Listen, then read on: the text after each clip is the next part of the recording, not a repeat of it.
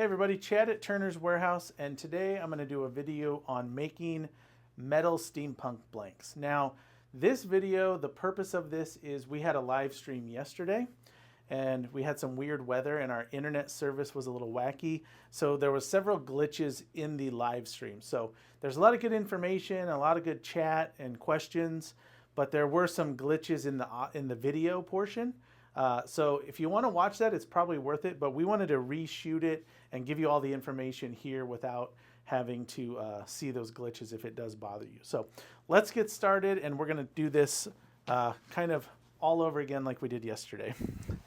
First thing, let's talk about pens, what you can make with this. So there's several types of steampunk pens. Now, this is I'm going to put my hand here to focus, the metal plate style. This is what we're going to be making today. A variation of that is you can do watch parts with it, and those look really great. Here's a full-size Emperor watch part with the plate metal. And then also along the same lines with this metal and the distressing that I'm going to show you today, you can do any kind of pattern that you can imprint. So this is kind of just a random hole pattern, but it looks kind of weathered and worn, kind of cool. This one I call industrial steampunk. This is embossed aluminum and then distressed. And it really makes these pens look great. And the cool thing about this is a lot of people like this style. So it's not just for young or old. People from all over dig this style. Now, what we're going to use today for supplies. First, I'll tell you, we do have a little DIY kit available if you want to try this. It's all kind of trial size stuff, small tapes, small wires, small bottle, but perfect for making probably quite a few blanks. Everything in there is the aluminum tape, the copper tape, and this is metal tape with an adhesive back. There's a small black paint. There's two different colors of wire, and most importantly, the patterning tool. And I'll show you why that's important here in a minute. In addition to that, for today, I've got some tweezers for my watch parts. I've got some watch parts. I've got a pliers, a scissors, and a couple of punches. And then probably one thing I'd recommend is also have a razor blade handy. So that's everything we're going to use today. Let's get started making the blank. I'm going to switch to the table here. All right, let me push that up. Now we're going to make a single tube blank here. This is a Monarch or Sierra, Wall Street, whatever you want to call it.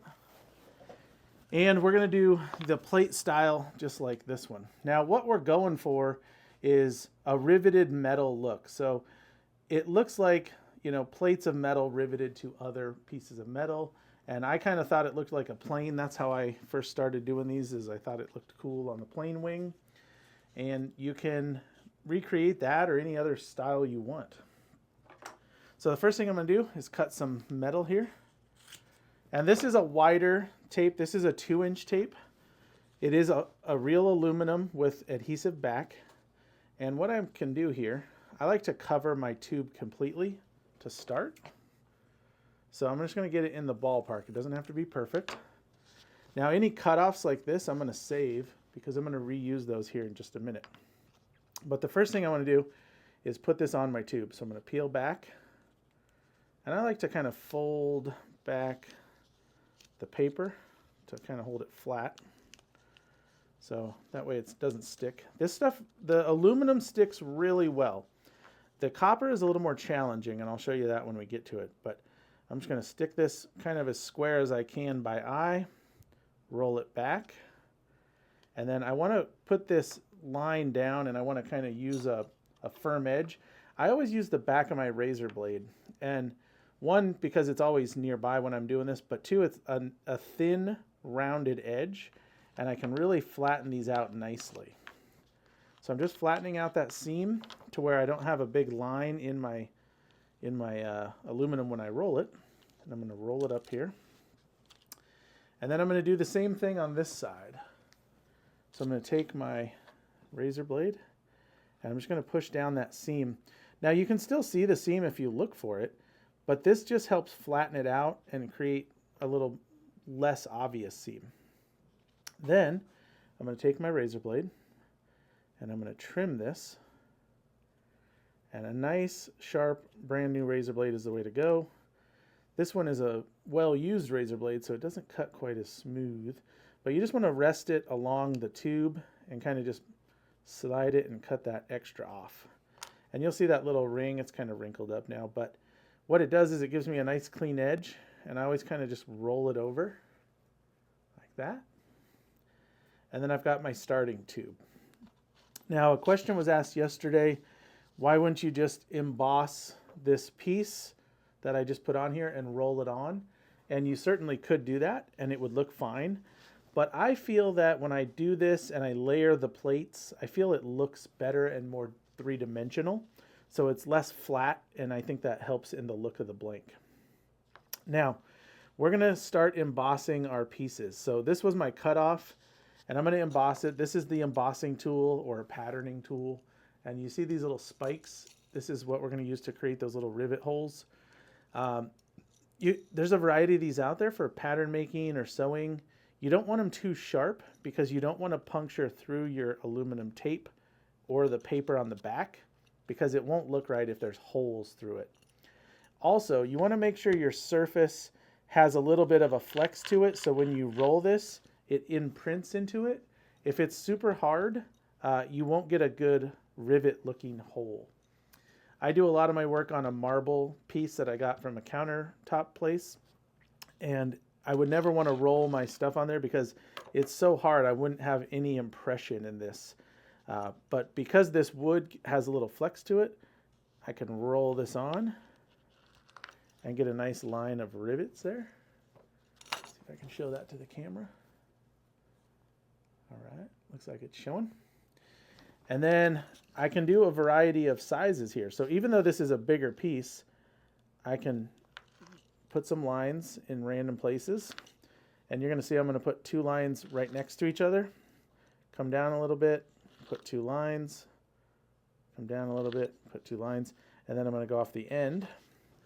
And then now I'm just going to close off this back end. Now, one thing that's kind of cool and interesting to note if you're new to this is you can see this piece is not square. It's kind of like a downward slope here. And that doesn't matter unless you don't want that. You can do any shape or size. You can do squares, rectangles, triangles, you could even do circles. But now I'm going to cut between those lines. And what that gives me is little squares with rivet holes all the way around. Now they don't look like much in this present form, but once we get the distress on them, it'll really come to life. So I've got 3 here. Let's cut a few more. I've got some other cutoffs here. And these are a little thinner. These are longer pieces. And what I'll do is I'll leave one piece long, and then I'll do one piece shorter. And you can put as many of these holes as you like for the look.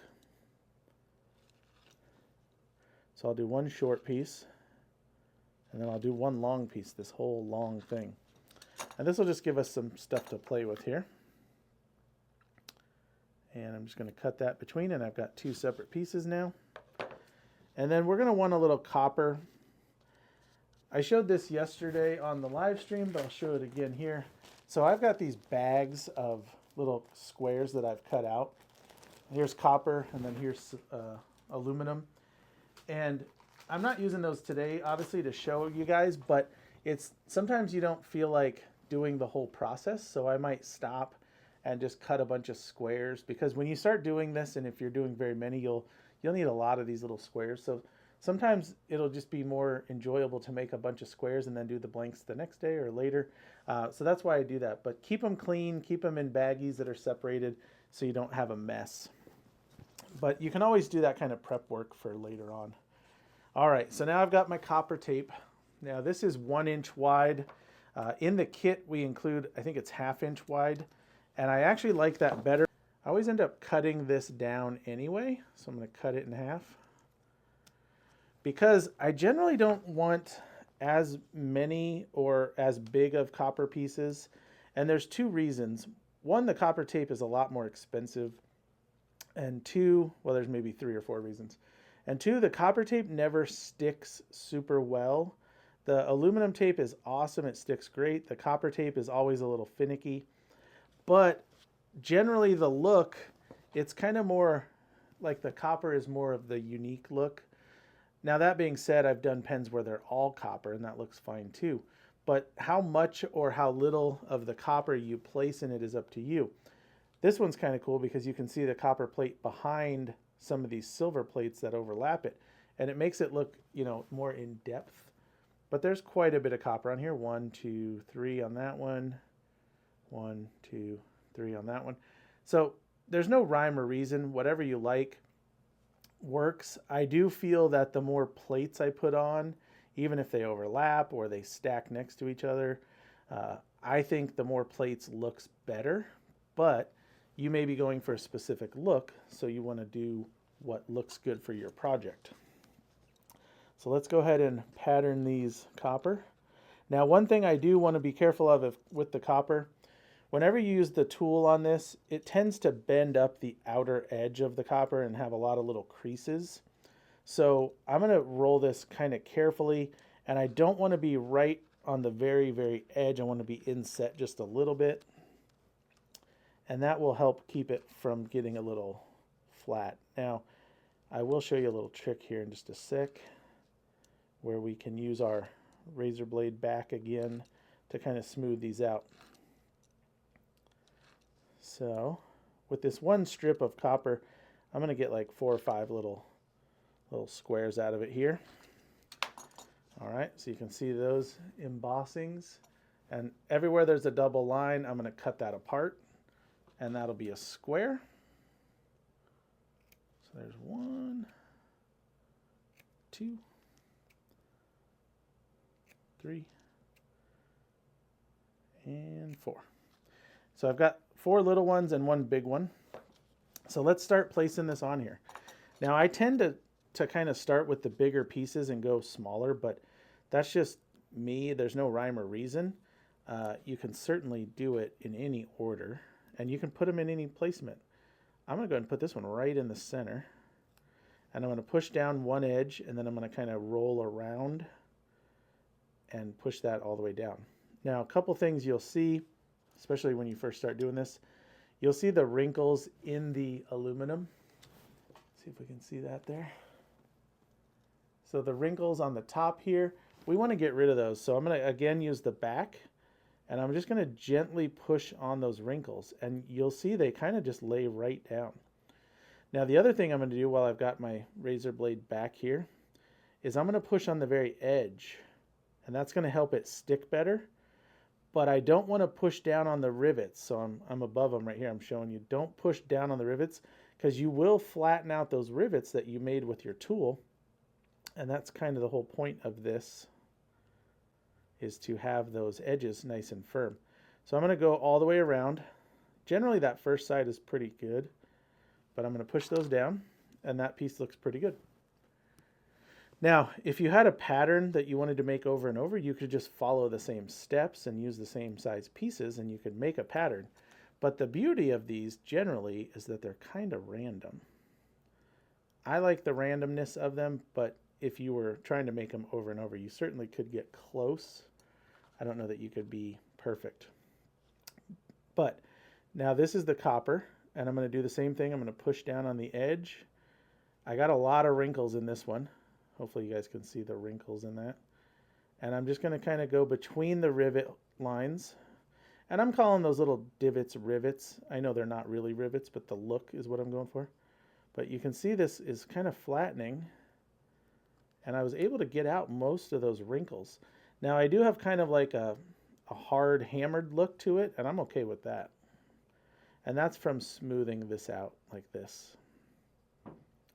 So there's 2 pieces, and you can see how quickly these start to come together. So now I'm going to take a larger silver piece or aluminum piece.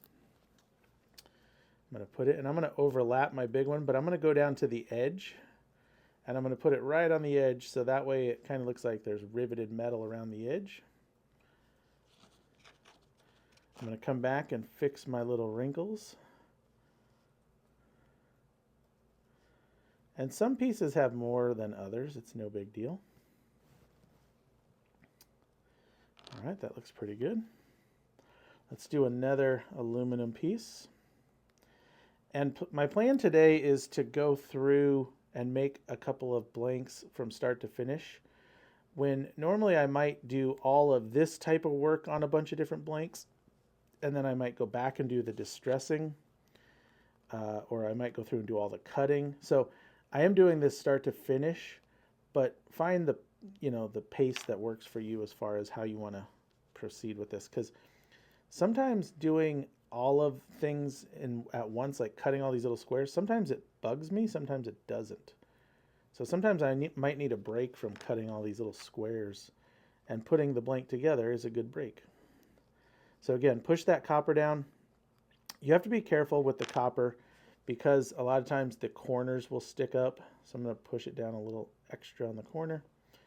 And when we do the distressing, we also need to be careful that we don't overdo the wiping on it and peel it up. All right, so we're going to do another aluminum.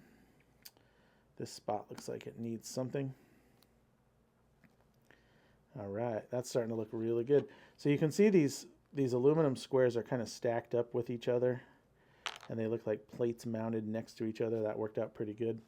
I'm going to take a little tiny copper and I'm going to put it inside of that plate, so it looks like there's aluminum bolt, or I'm sorry, copper bolted to my aluminum. Let's see, probably right there. Oh yeah, that looks good. I'll press the whole thing down. Do that. That's looking pretty good. I think it needs one more, at least one more aluminum down here. Let's see how this does to finish it off. And again, I'm going along the edge of the bottom, which you don't have to do, but whatever looks good. Press down those edges. And if I ever went over the edge with the plate, I could just recut this again with my razor blade. All right, that looks pretty cool. How about one more aluminum, and we will put it right on this bottom end in this open spot. Flatten that out. And another tool you could use instead of using your razor blade like this is you could use like a pick or a round screwdriver handle or something small that you could just kind of get in to rub that edge. But that worked pretty good. So there is a blank that is ready for distressing. That one looks pretty good. So let's distress this and kind of bring it to life. And I think it'll be kind of a cool transition here. So kind of take in how shiny that is and how it looks while I grab some gloves. Now, I'm going to use black paint for this next step. I'm using just, this is Anita's acrylic. It doesn't matter the brand. There's like Applewood or Apple Blossom. There's Anita's. There's, I forget, Michael's, Hobby Lobby, even Walmart I think has these. And usually they used to be 99 cents. Now they're like $2. But you just need black acrylic paint. And you don't need much. So I'm going to squirt a little. We'll come back over here to the blank. Just going to squirt a little onto my paper towel. I normally would have a little like paint tray, but I didn't bring it in here, so we'll just squirt it out. Got a little bit of a, uh-oh, it's going to burst on me. That'd be a good live stream, having the paint burst all over. So I got a chunk of paint here. Let's see if I can get it out. I've had this bottle for years, so these big bottles are nice and economical, but man, they last forever. So it's starting to get congealed in spots in here. And of course I didn't have my glove on, so now I got black fingers. If I could only find a way to avoid that. Okay, should have put these on first. Why don't you remind me? Just kidding. All right, so I've got a little bit of paint here. I'm going to take a half sheet of paper towel. These are just normal like kitchen paper towels. I like to fold them in half and just tear off little bits of them. Because when you start painting a lot of blanks, you're going to go through a lot of these, so you don't want to waste a ton of paper towels. And you're not going to be able to use one for all your blanks. You're going to have to use multiples. But, so what I'm going to do, I'm just holding the blank. I'm going to dip my paper towel in the paint, and I'm just going to coat the blank. Now, you may want to dab it so you don't peel up corners. You may want to kind of wipe it gently. However works, you just want to coat the whole thing really well. And you want to get all those little divots, all the little rivet holes, filled with black paint. So you can see the shininess of it there, and then the black here. We're just going to coat this whole thing. Coat, coat, coat. All right. And now I'm going to flip this around. See, I started doing it without even telling you because it's just in my brain. So I'm done dabbing and whatever. I'm going to flip it around with the dry end and gently wipe it off. Now I try to generally go one direction, but if I'm peeling up a corner, of course I can go the other. But I find if you wipe it like this, it kind of gives you like streaks, like the dirt was running down the piece of metal, and you know, the aging of it all. But I'm just gently wiping it. I'm not trying to remove everything, but I'm trying to remove any excess. But you can see all my little rivet holes and all my indentions and corners have black in them. And I do this because it makes it look weathered and old and like it's been around. So on the edges of the plate, you can see there's black, like a black line and black shadows. If I had done this all in one piece and just cut the rivet holes, those black lines wouldn't be there, and it would take away from the look. So if you want that look, you can certainly do it, but that's why I do it this way. I think it looks more dimensional and more in tune here. So kind of a cool thing. So that's the first step. So that's our blank with just the riveted metal. This is probably what I do the most of. It's definitely the most popular, but let's do another one and we'll show you a whole nother thing we can do with it. Sound good? Good. All right, let's pop that off. Too bad I can't reuse these gloves. That's the other reason I like to do all the painting at once, is because then I can just use one set of gloves and not waste a lot of gloves, but it's okay. All right, so we're going to start again. We're going to take a fresh tube here, and I'm going to go ahead and just cover the whole tube. If your tape is shorter, like the 1 inch that I mentioned in the set, you just do 2 layers. It's no big deal. Or you can even just do halves of different colors, but we're going to do the same thing here. I'm going to peel it back. I'm going to put my tube on. And I am trying to get it square, like to the bottom, you know, as much as I can, but it's not something I have to worry about. I'm not going to get out a ruler or square or anything. All right, press that down. Now, when I roll this, if I roll it hard into this wood, I will get impressions from the wood in the metal. So I'm going to roll it kind of gently, but I'm going to layer down my seam here. Looks good. I'm going to go back and trim. So you can just see I'm rolling the... Let's see if I can get a little closer for y'all. Whoop, wrong way. We'll roll that edge off of there. And we're just cutting it flush to the tube. Now, if you didn't do this step, it wouldn't be the end of the world. Even if you cast it, you know, you put your plug in here and cast it, it wouldn't be the end of the world because you would trim it off when you square up your blank. So I like to do it now because it's much easier and cleaner to work with. Plus, when I'm putting my plates on, I can see the edge so I can line everything up. It'd be harder if there was stuff sticking out. But these are going to be cast in a tube-in mold where the plugs go in and suspend this so that the resin can go all the way around. I use epoxy resin for this. I use liquid diamonds. That's what we have at Turner's Warehouse. We've had it for years, and that's what I like for this kind of thing. You can use whatever resin you're comfortable with. There are other epoxies. We have Alumilite epoxy and some others, but I find it bonds really well, whereas a urethane like Alumilite Clear Slow, which I use for tons of other stuff, I feel like it doesn't stick as well to a surface, so then it comes apart. And you can get on your pen, you can get little hazy lines around the joints and the ends. When you push in your blank, it'll separate your resin from your body. And you'll see that a lot on watch part pens and pens like this, or even clear casts, where people are just starting out. They maybe haven't figured out all the details of how to not let that happen. And it's no big deal. It's just part of the process of learning.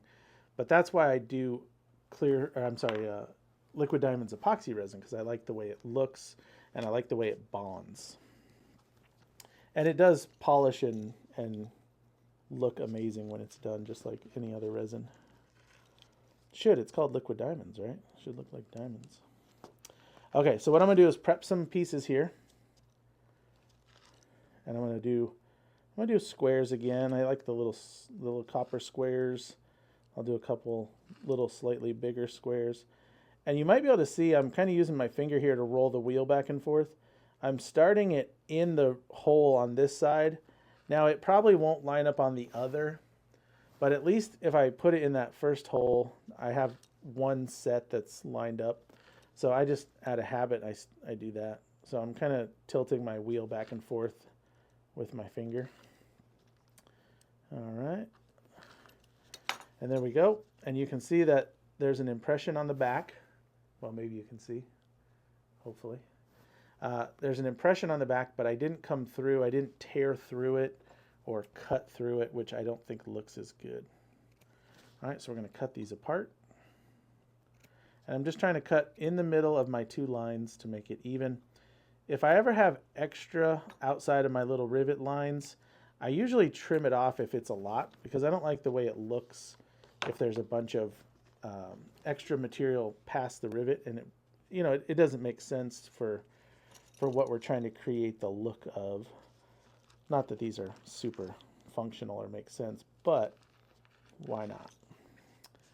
All right, this is again a little like triangular type piece or trapezoid piece here, but we'll make 3 pieces out of it. So we'll cut this one apart.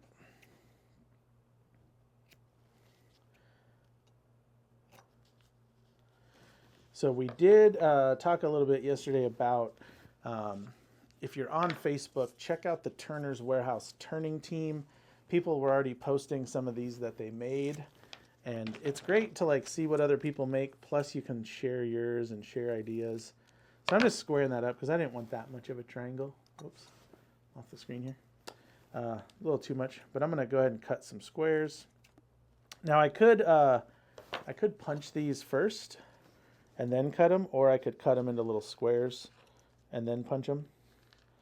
Probably easier to do it all big and then cut them small for the sake of, starting and stopping a bunch of times. So this probably is less or more productive. And like I said, once you start doing this, you're going to need a lot of these, so you might spend an hour just making little squares. It's kind of funny. But anyway, join the Turner's Warehouse turning team on Facebook, because it's really cool to see what you guys make, and you can see what others are making and share your stuff. Also, if you're into this video, please like and subscribe. At least that's what all the other YouTubers say, so we better say it. All right. Got a bunch going on here. So you can see I've made essentially 3 blocks, and now I'm going to come over here.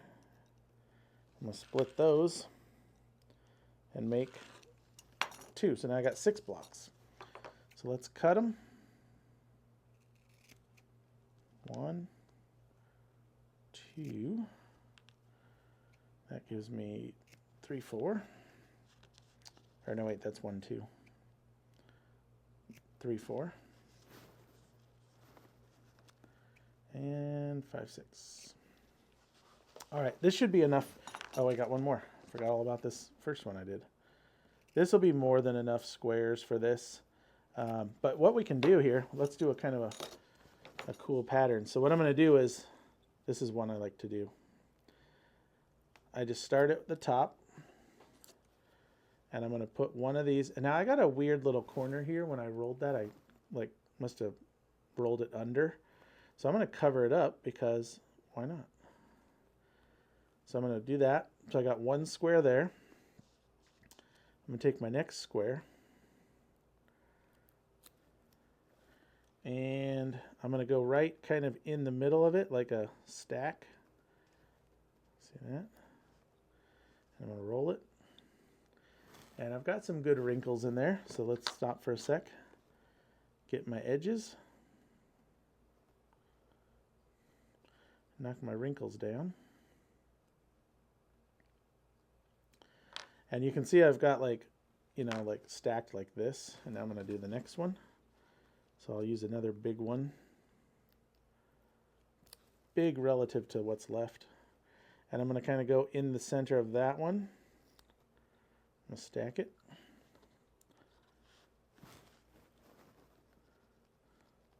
Oh, I got a good wrinkle on that one. Let's see if I can get it out. Yeah, it looks pretty good. So it's amazing how you can like kind of move this stuff around once it's stuck on there. And I think it must just be there's enough space in there to flatten it. So I've got all these stacked. Let's keep going here. So right in the middle corner of that one, all the way around. Edges, wrinkles, bottom edge. And we'll just keep going here. Now I don't know what in real life you would see that has layers of plated metal stacked this way, but this is like steampunk, so it's not really necessarily something real. But it'll look cool.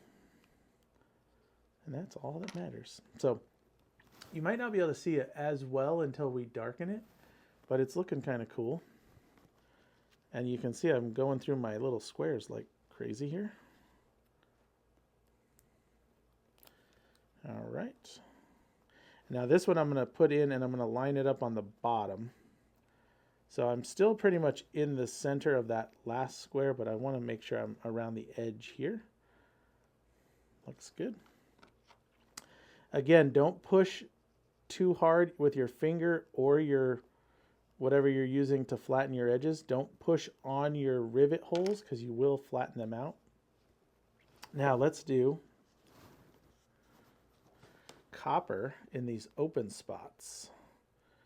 So I've got like an open spot here at the top or bottom. And there's a nice big wrinkle. You can probably see that one in the copper. But, and you can certainly see that big gap on the edge. So the copper just doesn't love sticking. But if I push too hard on that, on those rivets, I will flatten out the copper because copper is really sensitive to this stuff. But there, looks pretty good. And that big gap is gone. So let's do that one. Let's do one more. And what I'm doing is filling in between where the stacks were of these other pieces. So we've got that one. All right, that looks pretty good.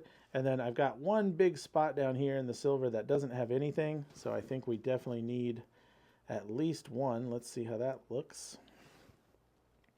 We may need two, who knows? Oh, no, I think that did it. I think one is the perfect one. I don't think I could error like and overdo it. I think it would just not, it wouldn't, maybe not add as much, but I'm going to go ahead and add a silver on top of that. Like I said, I don't think it would hurt to ever keep adding, but it might not add much more to it, so it might just be for nothing. But it'll never take away from the look as far as I can tell. All right, that looks really good. So everything's looking good there. So let's distress this, but before we do that, let me show you the difference here. So here's our distress tube. Let's see if that'll focus for us. Oh, there we go. It's hard to get these cameras to work right. But anyway, I just wanted to show you the distressed versus the shiny, how much different they look. Here, I know what I'll do. Anyway, that's a little better.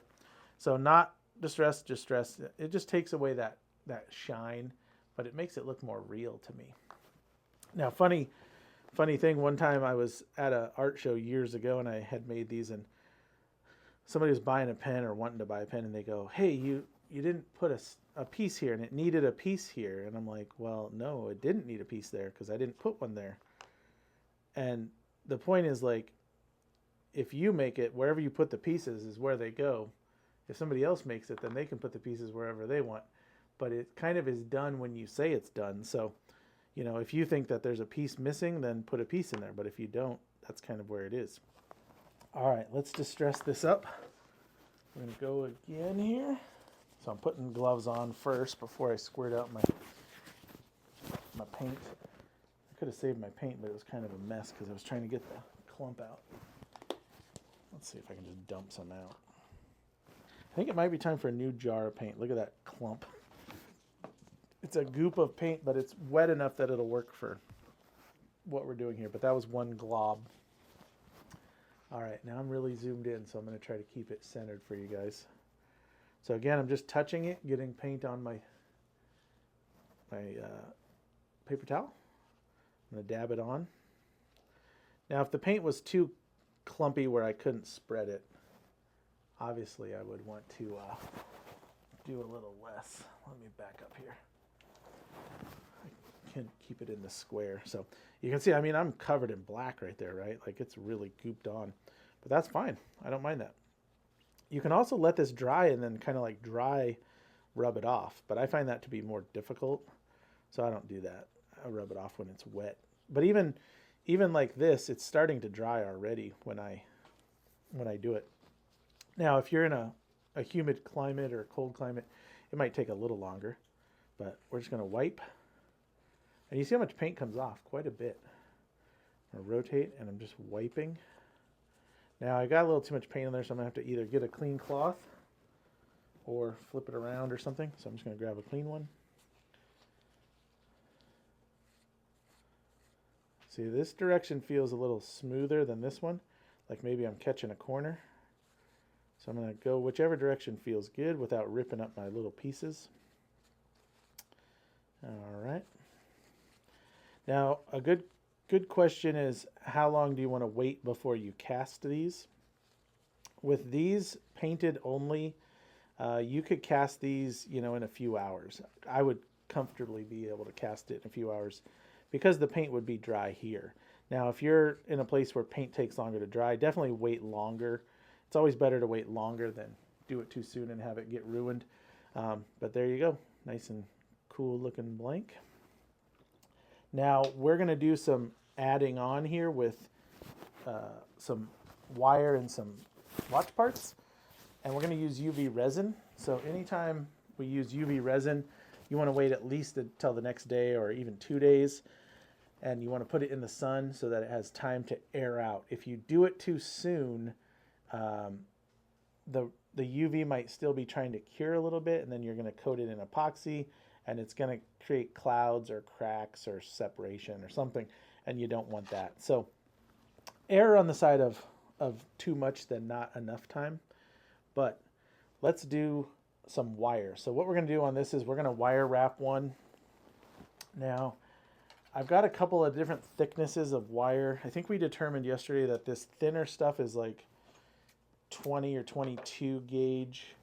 I've got this really thick stuff. You can see how rigid it is. And I think this might be like 10 or 12. Now that could be off, but this is much, much thicker than this.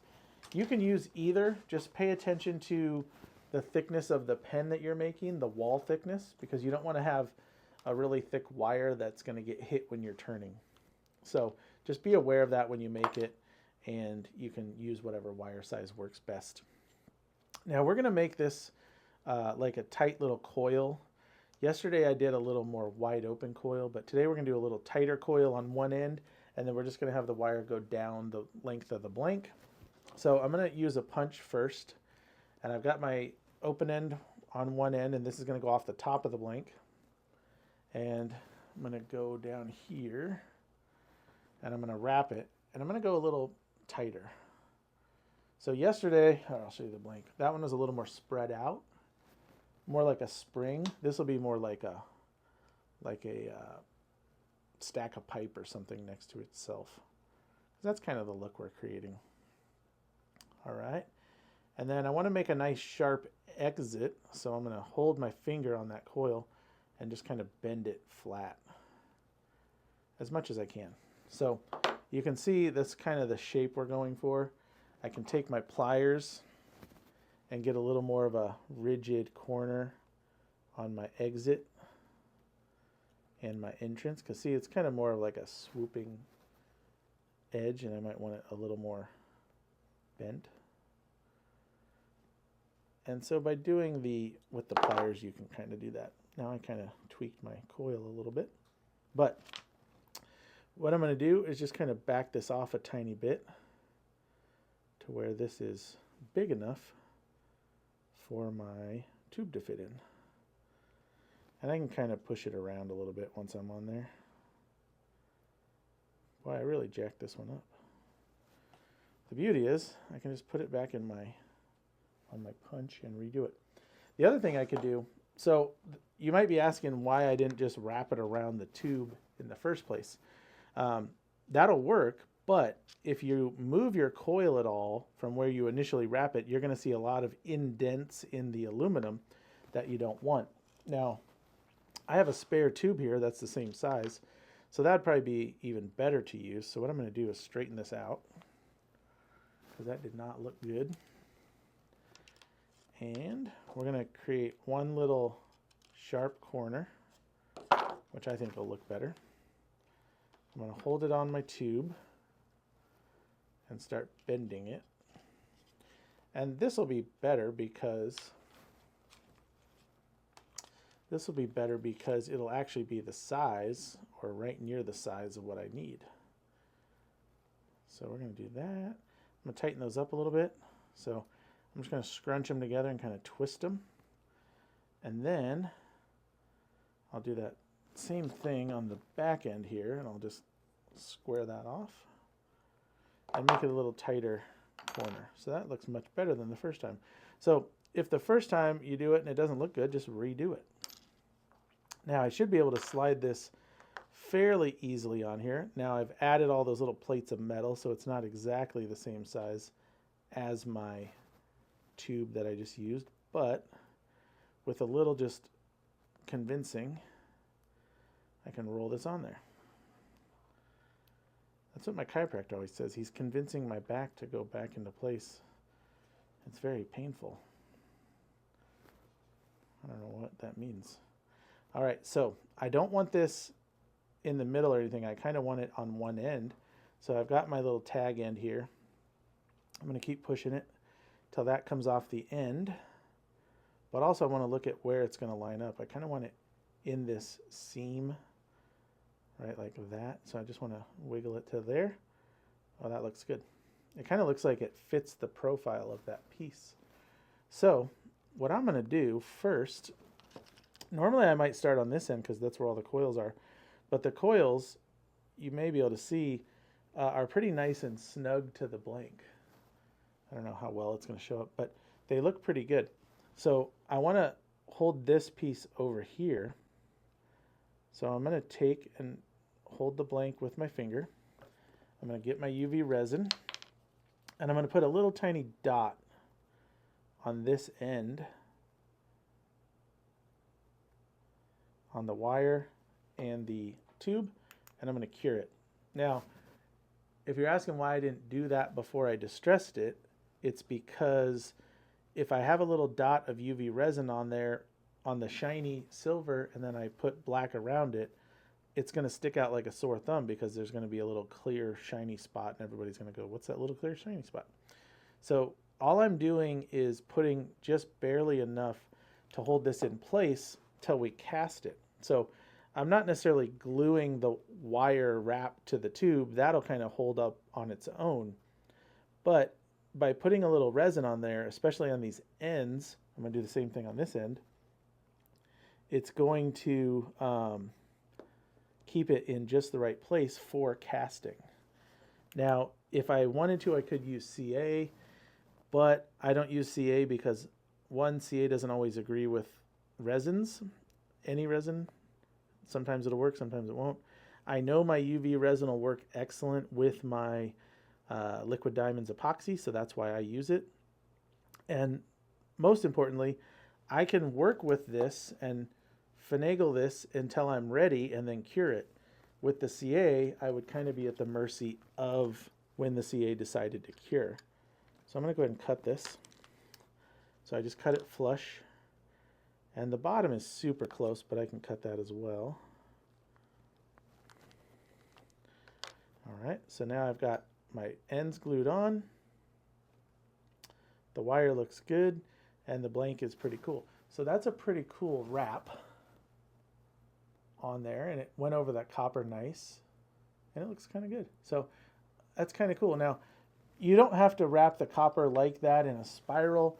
You can, you know, make it look like pipes coming down and have a bunch of elbows, and sky's the limit on what you can do with it. That's just one thing you can do, is wrap it around, and it looks good. Now, the other thing, and I talked about this a little bit, is you can kind of make it work with the kit. So when you're doing like a steampunk kit, for example, they have all kinds of nuts and bolts and pipes and over-the-top stuff on them. You can line up your wire wraps or your extra pieces that you're putting on there and have them come into the kit and kind of look like they're part of the kit. So that kind of ties it all together and looks cool. Also, I wanted to mention there's this like flat wire, and I think it's for stained glass, but I'm not positive. I'll show it here. I did get this initially early on when I started this years ago, and I've had this same roll for years. I've never found it to look good on these blanks. Could be a personal thing, but it's so thick and it just doesn't proportionately look right for these blanks, even though these are totally weird random blanks. It just looks odd and it doesn't distress well. So I would recommend not getting that thick flat wire. Save yourself a couple bucks, because you're probably going to try out different colors of wire and different thicknesses, but I wouldn't mess with that stuff. It's not worth it. So just wanted to share that. All right, let's come back to this blank. This one is dry now, and let's do some watch parts. So watch parts are going to be very simple and very similar to doing watch parts on a regular watch part blank. Normally we do them on like a carbon fiber, but you can do them on here. Yesterday, actually, I figured out, what's up? You're saying you're out of the shop. Oh, okay. Amy's keeping me in the frame here, so that's good. Yesterday I dropped one of my watch parts in the black paint, and I actually liked the way it looked because it kind of distressed the gear. So let's do a little bit of that here.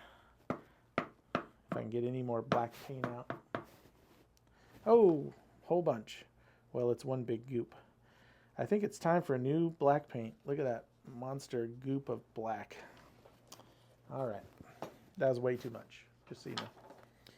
But what I did was I took some of these flat pieces, or even the gears, like here's a gear, and just barely touched it in the paint and then kind of wiped it off and flipped it over, and it looked all weathered and kind of cool. Now you could try to do this after you glue them on, but there again, you're going to have epoxy, or not epoxy, sorry, UV on the thing gluing it down, so it's probably going to block any paint from getting on your part, especially because the UV will squeeze in and around. So I'm just going to put a dab of UV, and it is barely any right there, because all you want is enough to hold the part on for casting. Once it's cast, it'll be in resin, so it'll be easily held in place because you're going to have resin everywhere. So this UV is just to hold it on. So use as little bit as possible to do the job. Amy, were there any other good topics yesterday that I should bring up that I haven't remembered? No, you're doing really good. Oh, thank you. Yeah. You know we're not editing this, so everyone's going to hear you tell me I did good. It's going to be sweet. Yeah, there was a lot of talk about the casting process. So, also somebody yesterday was asking about, like, have I ever done a neon toxic green? And I'm like totally going to do that now because I think it'll look cool, like toxic waste steampunk. Okay, so this little lever looking thing I'm going to put right in this flat spot. And I'm not going to do this whole blank because you kind of get the picture.